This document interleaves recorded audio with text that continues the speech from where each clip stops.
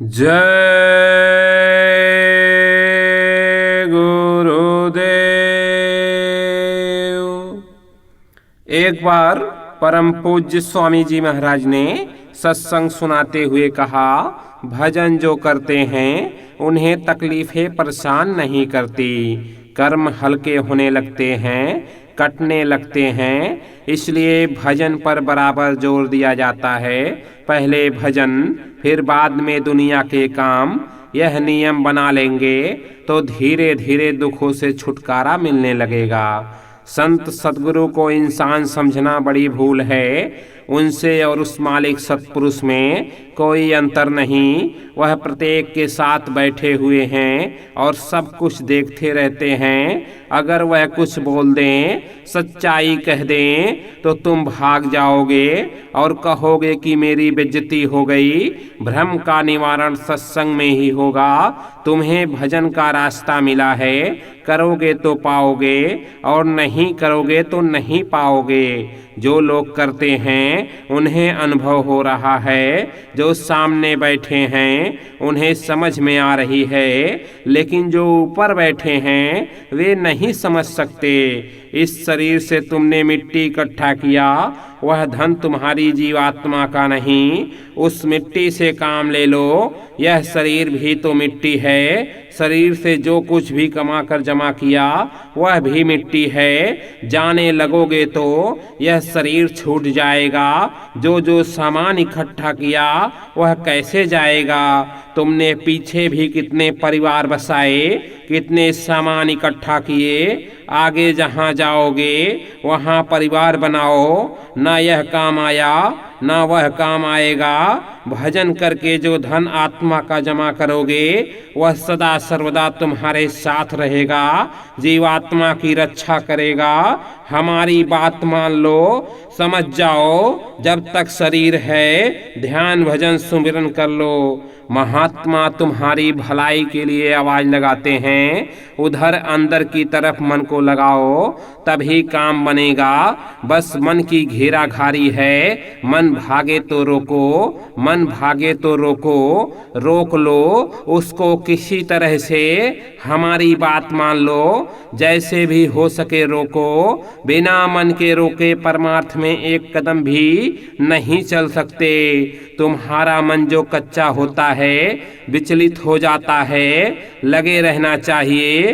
करते रहो करते रहो, करते करते धुलाई हो जाएगी। मन को रोको और दया मांगो। यह भी समय निकल गया तो गए काम से। एक बात गांठ में बांध लो कि हमको मन को बस में करना है, रोकना है। यही रुक जाए तो सब खेल खत्म। सारा पचड़ा सारा खेल इसी मन का ही है। देर सवेर तुम्हारी वासनाओं से हो रही है, कर्मों से हो रही है। धीरज रखकर साधना करो। जिसमें जितनी गंदगी है उसी के अनुसार धीरे धीरे साफ होगी। कर्मों की गंदगी जो आत्मा पर चढ़ी है उसके कारण शब्द सुनाई नहीं देता। संदेह मत करो, रास्ता सच्चा है। चल पड़ो। असली रास्ता अपने घर अपने वतन जाने का यही है। हृदय में श्रद्धा और विश्वास रखो। अपने गुरु पर भरोसा रखो कि हमारा काम उनसे हो जाएगा। केवल उन्हीं से होगा जो हमारे गुरु ने रास्ता बताया है।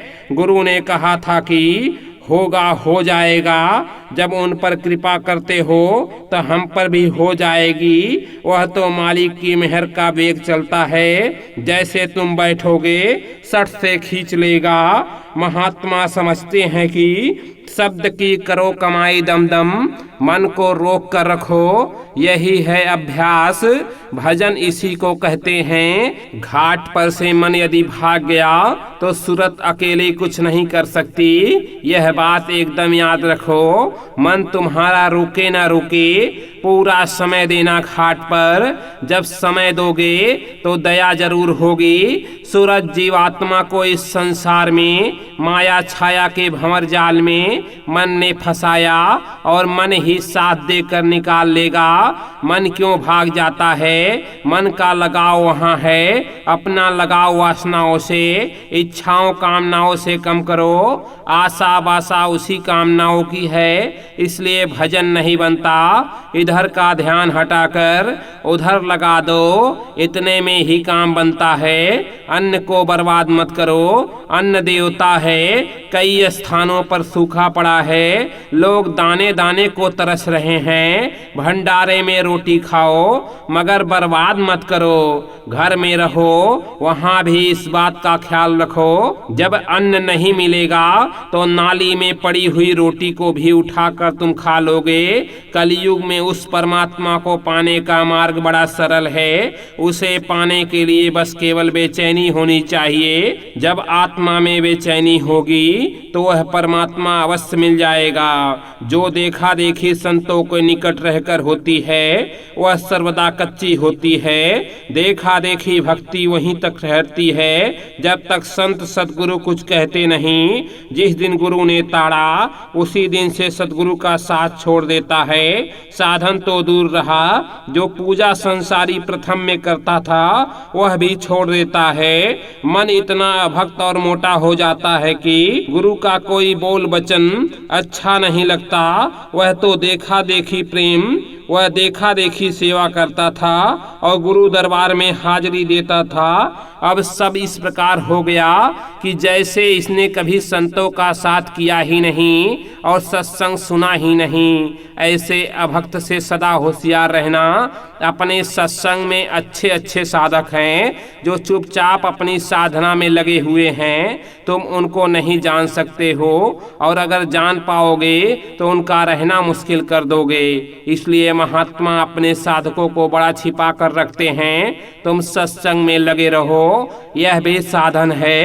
जिन लोगों को सत्संग नहीं मिलता और आए नामदान लिया और घर में जाकर बैठ गए तो उनको क्या होगा? और फिर तुम कहते हो कि हमने किया, कुछ होता नहीं है। जो सत्संग जब पूरा मिलेगा तब जाकर दर्शन का स्थान बनेगा। पहले सुनने का स्थान बना लो, फिर साधना करने का स्थान बनाओ। सत्संग पहले जरूरी है, नामदान तो बाद में है। जो सत्संग सुना रहे हैं वो सब लोग समझ रहे हैं। मन को पकड़ने की खास युक्ति है। शील, क्षमा, विरह, विवेक और संतोष को पकड़ लो, क्योंकि इन सब के स्थान वही हैं। गुरु के चरणों में बहुत गुण है, बहुत चमक दमक है। अंतर में इसको पकड़ो। साम गुमान छोड़ दो। यह सब छोड़ दोगे तो मन ढीला हो जाएगा।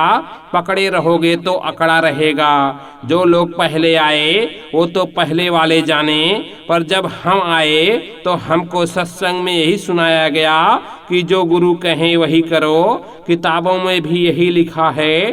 जो सत्संग में गुरु महाराज सुनाते हैं वो यही कहते हैं कि मेरे सामने भजन कर लो। जब मैं चला जाऊंगा तो भजन नहीं बनेगा, क्योंकि सत्संग मिलेगा नहीं, प्रेम भी नहीं रहेगा, लगन भी कम हो जाएगी। जय गुरुदेव।